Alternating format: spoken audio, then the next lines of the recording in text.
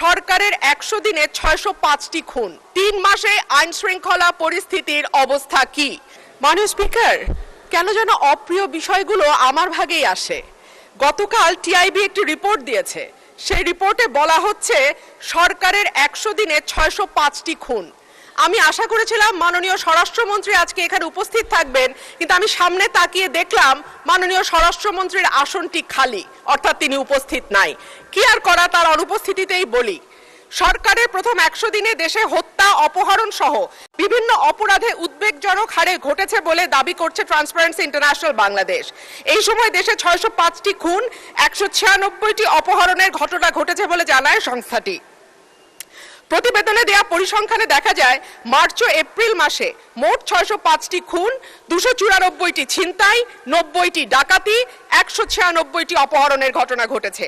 একই সময় পুলিশের উপর হামলার ঘটনা ঘটেছে 129টি, চুরির ঘটনা 2214টি।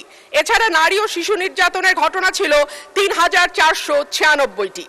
আলোচিত সময় ধর্ষণের শিকার হয়েছে 78 থেকে 102 জন, গণধর্ষণের শিকার 30 থেকে 36 এবং ধর্ষণের শিকার শিশুর সংখ্যা 49 থেকে 71 জন।